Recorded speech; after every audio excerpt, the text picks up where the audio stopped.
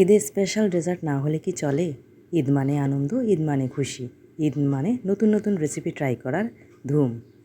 Hello everyone, কেমন আছেন সবাই? আমার নতুন একটি ব্লগে আপনাদের স্বাগত জানাচ্ছি। আজকে আমি আপনাদের তৈরি করে দেখাবো মজাদার একটি ইউনিক রেসিপি।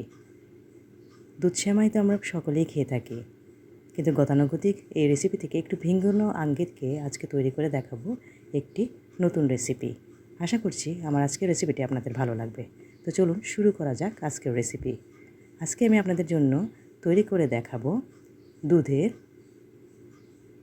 রসকদম্ব রেসিপি। সেমাই দিয়ে তৈরি করব। আশা করছি আমার আজকের রেসিপিটিতে আপনাদের ভালো লাগবে। তো চলুন কথা না বাড়িয়ে পুরো প্রস্তুত প্রণালীটি আপনাদের দেখিয়ে দিচ্ছি আমি কিভাবে এই রেসিপিটি তৈরি করলাম। প্রথমে আমি একটি পাত্রে নিয়ে নিচ্ছি 1 লিটার পরিমাণে লিকুইড দুধ।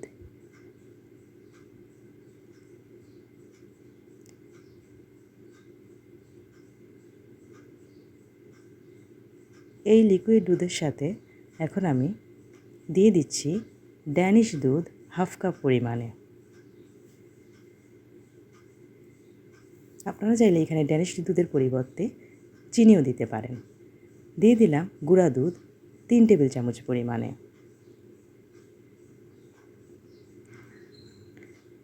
সাথে আমি দিয়ে দিচ্ছি এখানে চিনি 4 টেবিল চামচ পরিমাণে। মিষ্টিটা আপনারা আপনাদের প্রয়োজন অনুযায়ী বাড়িয়ে অথবা কমিয়ে নিতে পারেন। দিয়ে দিলাম 2 চিমটি পরিমাণে লবণ। এখন এই সবগুলো উপকরণকে আমি ভালোভাবে দুধের সাথে মিশিয়ে নিচ্ছি।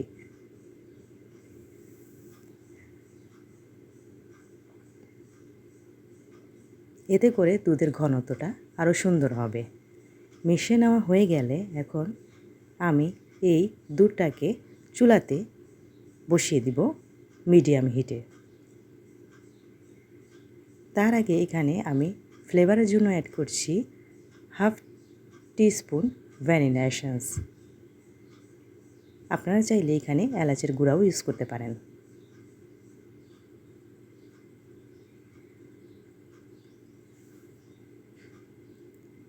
এখন আমি এগুলোকে চুলাতে বসিয়ে দিব, মিডিয়াম হিটে জাল দিব। বেশি ঘন করব না। 2-3 বলক দুধের মধ্যে চলে আসলে এগুলোকে আমি চুলা থেকে নামিয়ে নিচ্ছি। ঢাকনা দিয়ে রেখে দিব এক সাইডে। এখন আমি একটি পাত্রে নিয়ে নিচ্ছি লাচ্ছা সেমাই 1 প্যাকেট পরিমাণে।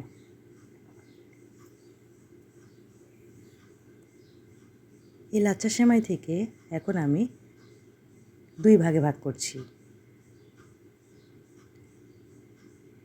একটি অংশকে আমি গ্রাইন্ডার জারে দিয়ে গ্রাইন্ড করে নিব।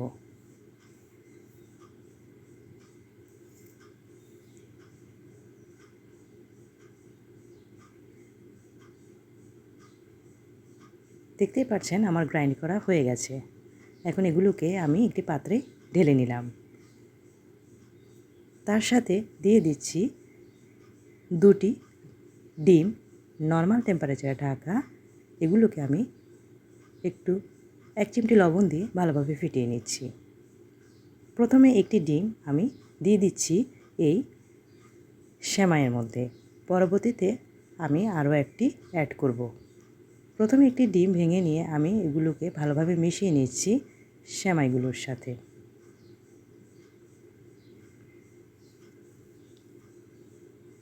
সাথে দিয়ে দিচ্ছি আগে থেকে রেখে দেওয়া বাকি অর্ধেক সেমাইগুলো।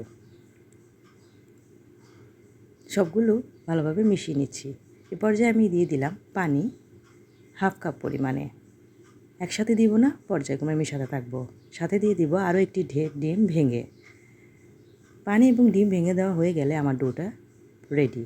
আমি খুব বেশি পাতলা করিনি। আপনারা চাইলে এই পর্যায়ে আরও বেশি পানি দিয়ে একটু পাতলা করে নিতে পারেন, তাহলেও হবে।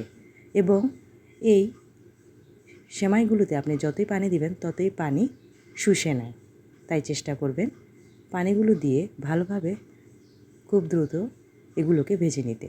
চুলাতে আমি একটি পাত্রে সয়াবিন তেল দিয়ে দিলাম। তার মধ্যে এখন আমি এই সেমাইগুলোকে পাকোড়া শেপে ছোট ছোট বল আকারে ভেজে নিচ্ছি। এক পাশ হয়ে গেলে অন্য পাশে উল্টে নিচ্ছি। খুব বেশি সময় ধরে ভাজবো না। সবগুলোকে আমি প্রায় 3-4 মিনিট ভেজে নিয়েছি। চুলার আঁচ এ পর্যায়ে মিডিয়াম টু লো হিটে থাকবে। যখন ভাজা হয়ে যাবে তখন অটোমেটিকলি এগুলো উপরে ভেসে উঠবে। দেখতে পাচ্ছেন আমি কিভাবে ভেজে নিয়েছি। ভেজে নেওয়া হয়ে গেলে এখন আমি তেলগুলোকে ছড়িয়ে নিচ্ছি। ঝরিয়ে নিয়ে এখন আমি এগুলোকে তুলে রাখছি। এভাবে আমি প্রায় প্রত্যেকগুলোকেই ভেজে নিয়েছি। এক ব্যাচ ভাজা হয়ে গেলে আমি অন্য ব্যাচগুলোকেও এভাবে ভেজে তুলে নিচ্ছি। আশা করছি আমার ভিডিওটি দেখে আপনারা বুঝতে পারছেন আমি কিভাবে এগুলোকে তৈরি করেছি।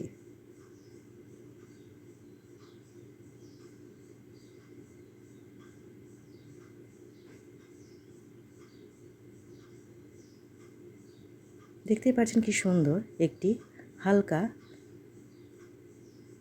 ব্রাউনি কালার এসেছে। এখন এগুলোকে আমি তেল ছেঁকে সরাসরি দুধের মধ্যে দিয়ে দিচ্ছি।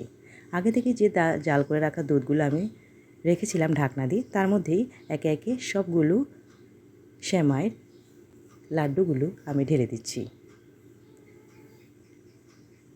এগুলোকে দুধের মধ্যে আমি ভিজিয়ে রাখবো প্রায় 5-7 মিনিটের মতো। বেশি সময় ডুবিয়ে রাখতে হবে না, কেননা সহজেই এই সেমাই রসগোল্লাগুলো দুধগুলোকে সোক করে নেয়। 5-7 মিনিট পর এগুলোকে আমি দুধ থেকে তুলে নিয়েছি এবং একটি পাত্রে পরিবেশন করেছি। উপর থেকে দিয়ে দিলাম গোলাপের পাপড়ি। ব্যাস তৈরি হয়ে গেল আমার অত্যন্ত সুস্বাদু মজাদার ঝটপট তৈরি করে খাওয়ার মতো সেমাইয়ের দুধে ভিজানো রসকদম ডেজার্ট আইটেমটি। করছি আমার আজকের রেসিপিটি আপনাদের ভালো লেগেছে। ঝটপট সহজে তৈরি করে বানিয়ে খেতে পারবেন এই রেসিপি এবং অবশ্যই ভালো লাগবে, আমি গ্যারান্টি দিয়ে বলতে পারি।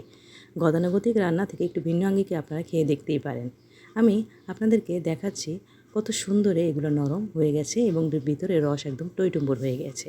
খেতেও কিন্তু দারুণ হয়েছে। এভাবে আপনারাও বাসায় ঝটপট তৈরি করে খেতে পারেন। আজকের মতো বিদায় নিচ্ছি। ভালো থাকবেন সবাই। আল্লাহ হাফিজ।